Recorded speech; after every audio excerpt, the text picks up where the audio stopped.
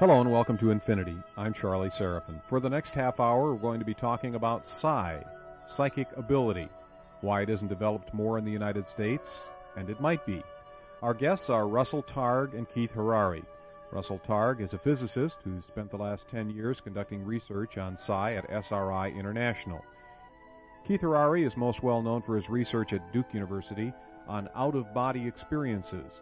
He is an experimental psychologist who's been researching psi for the past 15 years. They are co-authors of the recently released book, The Mind Race. Research into psychic ability gets more coverage from the National Enquirer than it does in serious scientific journals. Why isn't psychic ability taken more seriously in the United States? The trouble is that people have been watching all sorts of horror movies that depict psychic functioning as something that only happens to aliens or beings from hell or people under terrible stress, and they depict psychic abilities as something that has a terrible effect on you, something that overpowers you from outside, as something strange, something that, as in the film Carrie, might send you bursting into flames at the end of it. Of course, that has nothing to do with real psychic abilities and the way ordinary people are able to develop this in our laboratory. And they don't go up in flames, they don't grow horns or tails, they just learn to use normal psychic capabilities or remote viewing. Remote viewing is the ability to describe accurately and psychically any person, place, or object anywhere on the planet, with these objects and people being blocked from ordinary perception or from inference. So people have been given the wrong idea basically by the media. Horror sells tickets and people get a chance to have themselves scared to death, but they don't really find out from these films that psychic abilities are perfectly normal. Meanwhile, people are having psychic experiences and they are looking for better explanations than those that are available in the mass media right now. But it isn't just the media. For example, we recently got a letter here at Infinity from a member of the scientific community in the Bay Area who was very concerned that we dealt with topics like psi and remote viewing and those sorts of things. The scientific community has played and continues to play a prominent role in the suppression of any discussion of... It's very interesting because as scientists working in this area, we are caught in the middle. We understand that psychic experiences are real, and we have seen time and time again solid data in the laboratory showing that normal, ordinary people can learn to use their psychic abilities. On the one hand, you have the mass media and cult leaders and charlatans claiming that yes, psychic abilities exist, but it's all very far out and crazy stuff. On the other hand, you have very conservative critics who say this can't possibly exist. What we're saying is psychic abilities are real. We have the data for that, but they're not this far out crazy thing that you've been hearing about and that scares people. The opposition to psychic functioning and psychic research doesn't come so much from the scientific community, but rather from little organizations of devoted skeptics who are trying to save science from people who are doing research in the area. When we carry out experiments in remote viewing in psychic phenomena, we then publish them in the most prestigious of the American scientific journals, like the Institute of Electrical Engineers Journal, or Nature magazine in England, or most recently in the Proceedings of the American Academy of Sciences. So within the physics community and the psychology community, we're getting more and more acceptance, especially with regard to remote viewing, which experiments are now replicated all across the country in a dozen different American laboratories, and most recently in the Soviet Union. So I would say that our problem is not acceptance within science, but rather a very vocal, very visible, skeptical community which has a almost religious fervor to not talk about psi or prevent the research. We heard kind of a preliminary definition from Keith. Russell, would you give us another definition of remote viewing? What are we really talking about when we talk about remote viewing? We're talking about a surprisingly widespread ability to experience and describe what's going on in a distant location.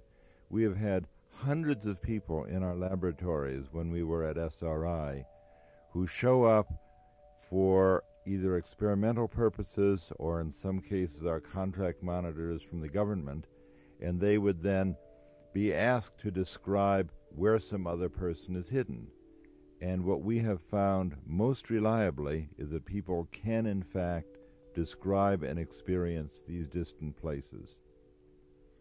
Is the reaction to psi, remote viewing, and associated areas different in other countries from the reaction that we've experienced in the United States?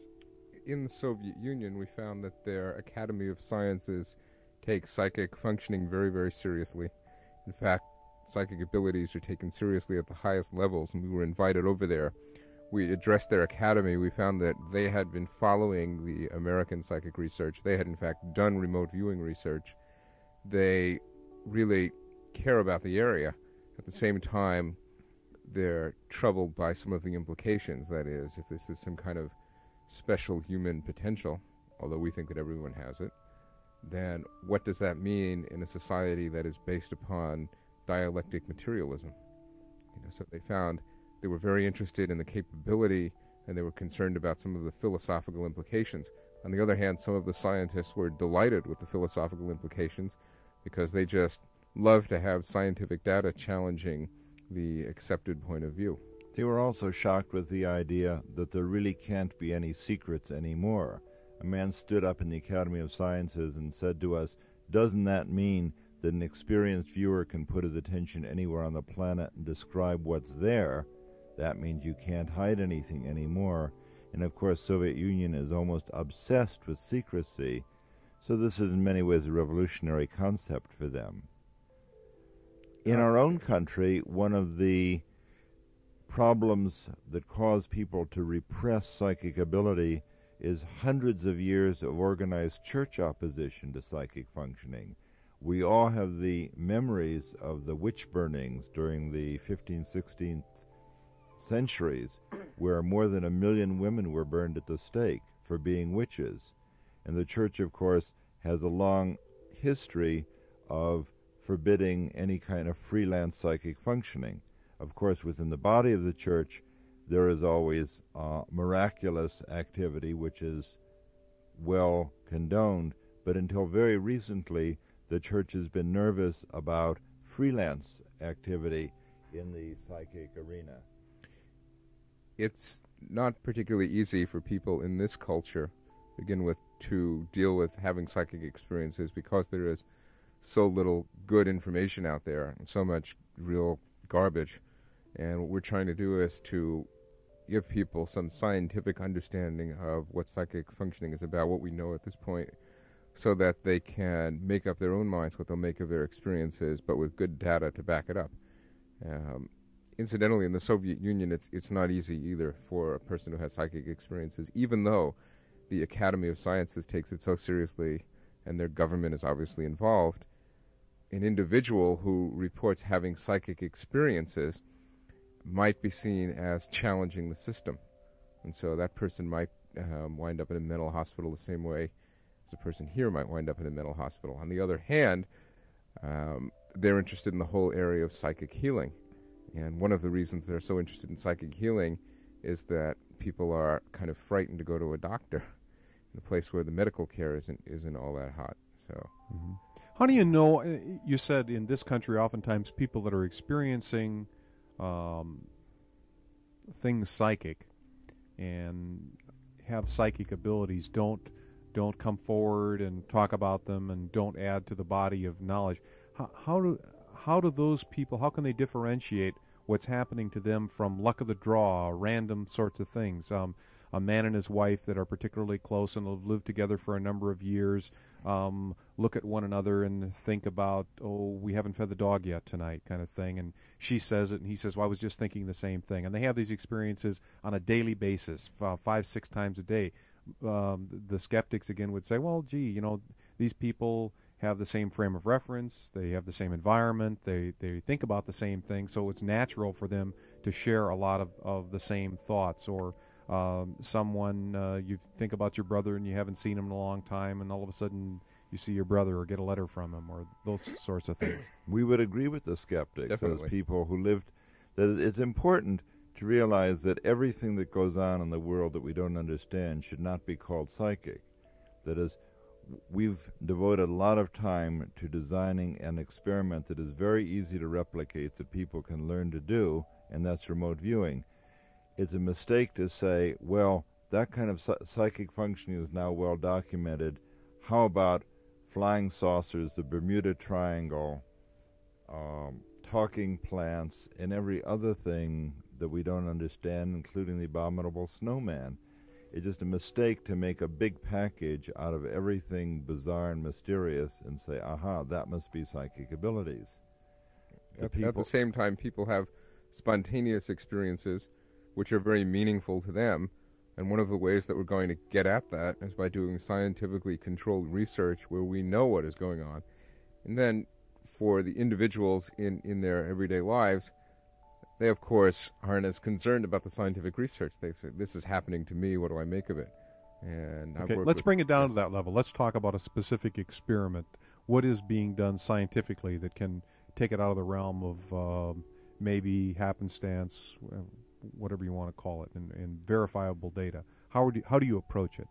Well, the experiments that we've done that have been most replicated involve somebody in the laboratory or at home describing what it looks like and what's going on at some distant place. And we have done a number of experiments like that. For example, we might do 9 experiments day after day where somebody in the laboratory describes where somebody else is hiding. At the end of that time, we will bring you, for example, the 9 transcripts corresponding to what the person had said, together with the 9 descriptions of where the person actually went, and ask you to match them up, just as we did on the program where Mary Kay was hiding and your listeners had described them. This is not a subjective process. It's a detailed judging that you would do, and at the end you would say, I've matched up these things, and our experience says that you would be able to match up 60 or 70% of them correctly, where you'd only expect to match up 5 of them by chance. That kind of experiment is the one that's been carried on in laboratories all across the country and has shown that this is a reliable phenomenon. Is that part of the research that you were doing at SRI? Yes. In the work at SRI, we did that kind of work to establish that psychic functioning really existed, that it was a robust ability, and that people could improve in their psychic functioning rather than getting worse. Remote viewing has a unique characteristic, as apart from card guessing, for example, in that people get better in trying to do this description of distant places or hidden objects. In the work that Ryan had done at Duke University, where people were guessing symbols of squares, crosses, wavy lines, and so forth, even though they might do well at the outset and get statistically significant results, they would inevitably get worse. It's as though card guessing is a way of extinguishing psychic functioning in the laboratory, which was an unasked for outcome.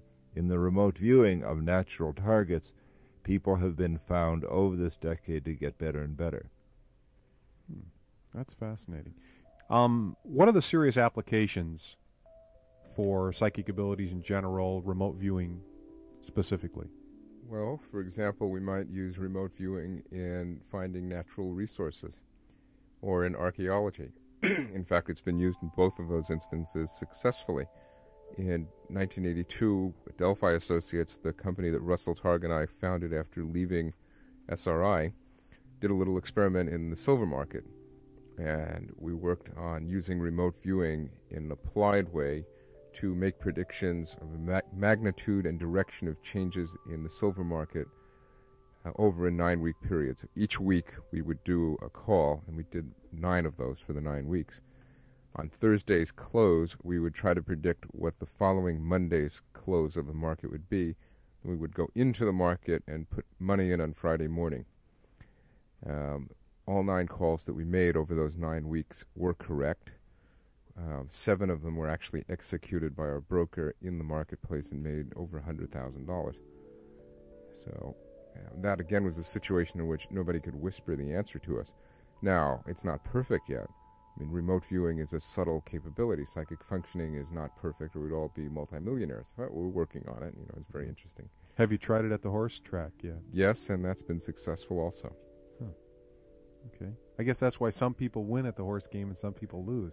Well, it's hard to know. You have a mixture of analytic information and so forth. In the case that I'm thinking of, there was no analytic information. It was purely done psychically. In the silver market situation, nobody was looking at numbers in the newspaper. It was all done psychically through a very applied remote viewing process called associative remote viewing with objects. That would eventually lead us to a direction of change in the market. Some of those actually contradicted what the market trend was. And in the case of the horse race, I don't remember what the odds were, but it was pretty You picked nice. some long shots, huh? We did that successfully. The technique we use to forecast silver is something that a person can learn to do at home. It's kind of the simplest form of psychic functioning. In the mind race, we describe a set of exercises where you would get a friend and have that friend choose an object and just put it in a bag or hide it from you and say, I've chosen an object. Tell me what you're experiencing with regard to the object that I'm going to show you in a few minutes. I'm going to put it into your hand. Tell me what it's going to feel like. Tell me how you feel about the object. And you can then just say to your friend what you're experiencing with regard to the object. You don't want to guess what the object is. You don't want to say, I know what you have, it's a sugar bowl. You would rather say, I feel something, I'm holding it, it has weight, it feels heavy, it's shiny, I can put my hand into it. The more of the experiential things you can bring to bear, the more likely you are to have the right answer. And the clue that you're looking at the right thing is the degree to which the object you're holding is a surprise. Your friend will do you the favor of not taking something right off the coffee table in front of you, but will find some attractive, surprising object that you wouldn't expect to hold in your hand right then. And then the learning takes place because you get immediate feedback. After you say, I have told you all I know about it, it's a shiny, hard object that I can put my hand into, and it feels heavy. Your friend will then bring you the sugar bowl, and you say, that's right, this is just the kind of thing I was describing, only I didn't see the flowers. Let's try it again tomorrow. The next day your friend will choose some completely different object. And this way, through feedback and reinforcement, you can learn which of your mental impressions, which feelings of texture or taste or mass you can rely on most readily, and which ones are psychic noise. And it's this ability to separate the psychic signal from the mental noise that makes remote viewing a learnable ability. If I asked you instead to think of the number that I've just written down, that's a much harder task, because when you close your eyes to visualize my number, your whole head can be abuzz with numbers from your whole life, and they don't carry individual messages. This number is brought to you by ESP, as compared with all the other numbers you see. Just so that we're not off on the one end of this, you understand we use this in the silver market by saying to a person, me in fact, on Monday you'll be handed an object. It turns out that the object that I would be handed would be connected with by a computer. A computer would say, we have 4 objects for 4 possible states of the market. The computer would assign a category to each, up, down, in between. On Monday's close, I would get an object that would be totally dependent upon what the market did that day. Mm-hmm. By describing the object on Thursday, the object that I would have in my hand, the judges could then go back and say, okay, Keith described this object. This is the one we would give him only if the market goes up. Therefore, the market must be going up, because why else would he describe it? And then go into the market and make money. Like I said, it's not perfect, but it certainly was quite interesting. It's as though we decided secretly that if the market is going up, we will show him a milk bottle. If the market is going down, we'll show him a pancake. And we ask him, tell me about the object that we'll put in your hand on Monday.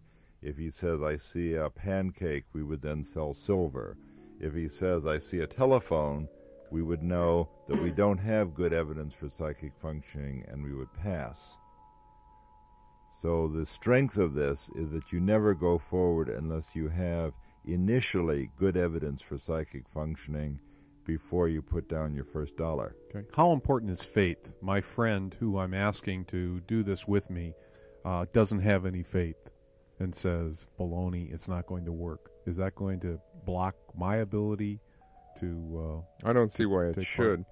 The main question is whether you can separate out correct from incorrect impressions, whether you can describe your psychic impressions and not what you guess the object might be, what you think somebody might choose for you, what you imagine it might be, what you remember from having seen some other thing in the past. If you can describe your impressions, separate the mental noise from the psychic signal, you'll do well. If you allow yourself to be rattled by your skeptical friend, that's another problem. But people have psychic experiences all the time, and the world is full of skeptical people. Actually, many fewer than you'd think, since many people are having psychic experiences and not talking about it. I think probably outright skepticism is contagious. If your friend makes you feel like a fool if you do psychic functioning successfully, then that would probably inhibit your willingness to do it successfully. I think that a healthy skepticism is desirable in science, but it shouldn't be made into a religion. Okay. If you're doing a new experiment where you want to see the outcome, you have to agree that your partner's in this and that it's okay with you if the experiment should be successful. On the other hand, I've worked in experimental situations, which is why I make the comment that skepticism isn't the be-all and end-all.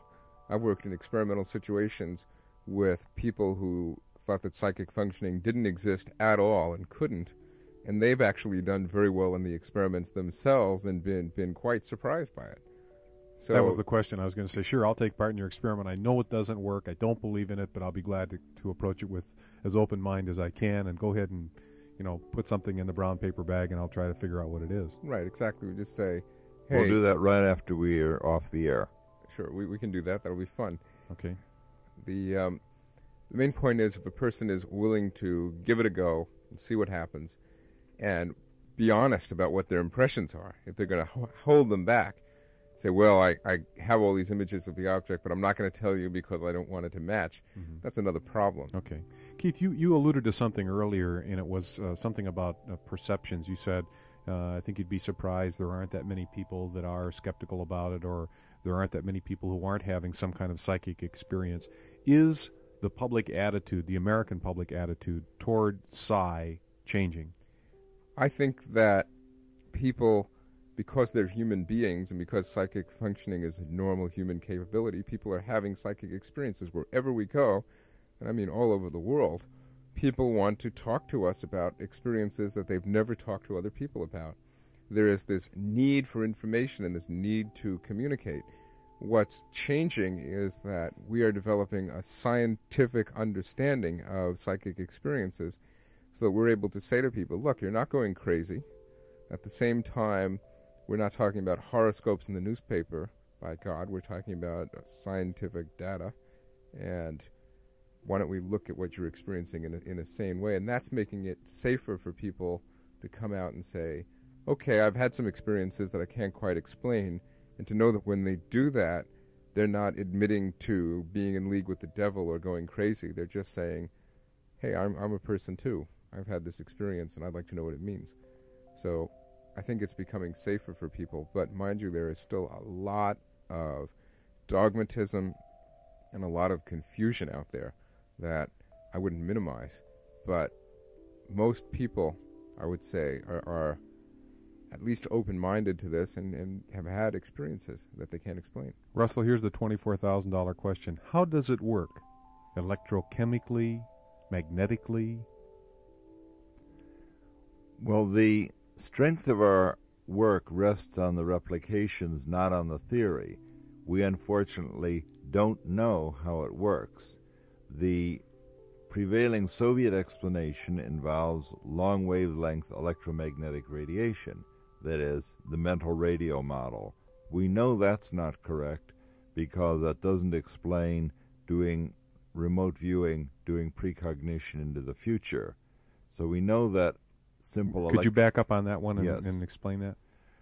Well, the Soviet view of psychic functioning is that it's carried by radio waves. There's no explanation that radio waves allow for people to view into the future, that is, the forecasting of silver futures, or your ability to describe right now where we're going to take you after the show. The fact that you can do that is really well documented, but it's also amazing in that there is no simple physical explanation for how that works.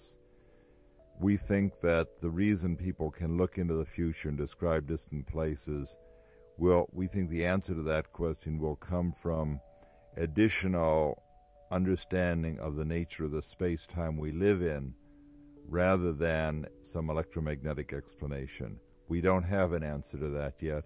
That's the exciting part of what we're studying. On the other hand, we have a good understanding of the psychology of psychic functioning, so that we are able to say to people, here's how to carry out an experiment, here's how to tell the difference between a psychic impression and what we call mental noise, the kinds of things I described earlier, memory, analysis, guessing, and environmental noise of, if I ask you to describe an object, you might describe what you see in front of you instead of what the actual hidden object is. We have a good understanding of the psychology, and that's why we're able to help people to learn to use their psychic abilities, and why there have been so many replications at other laboratories. The physics of exactly how the information gets from one place to another is not well understood at all, but it's certainly a very interesting question. And it's not necessary. As you realize, people used vision for millennia before anybody understood how it was that we're able to see and what the nature of light. Those people had a lot of experience using their eyes before how that worked was understood at all. Of course, we don't understand a lot of things. Gravity, Psychologically, what would the world be like if more people developed their psi abilities? One of the things that would come out of people developing their psi abilities is that they would feel less alone at times when nobody was with them. Remote viewing stands on a kind of continuum from the simple remote viewing in the laboratory to the very involving out-of-body experience where you feel that you are actually at a distant place. In remote viewing, a person, if he or she wishes, can take increasing amounts of their emotionality, sensitivity, sexuality, whatever they feel comfortable with, they can bring to that experience and use that in an interaction with a distant person. So a person home by themselves, listening to the radio, wishing they were with another person, can to varying degrees experience being with that distant person, because there is a kind of interconnectedness that we can all share. On a more mundane level, a person might use psychic abilities for finding a parking place in San Francisco, particularly at a Nob Hill in downtown. It's very difficult. They might use it in everyday life in situations in which they don't have enough information to make an informed decision, but a little extra intuition might help. But psychologically, what I'm looking forward to is the day that people feel comfortable with having psychic experiences. After all, they're having them anyway. Feel comfortable, don't think they're going crazy, and can talk about that openly. I think that that will take psychic functioning out of the hands of the charlatans and the people who just want to sell you tickets or make money, ripping you off, giving you the wrong information, give you responsibility for your own power and your own human abilities, and then go from there, decide what it means for you, rather than have us tell you what it means for you. There are a lot of people who want to tell you what to make of reality, and I would rather not do that, but I would like to say psychic experiences are real, and let's try to understand it and go from there. And I think this decade has seen a turning point toward the acceptance of psychic functioning, both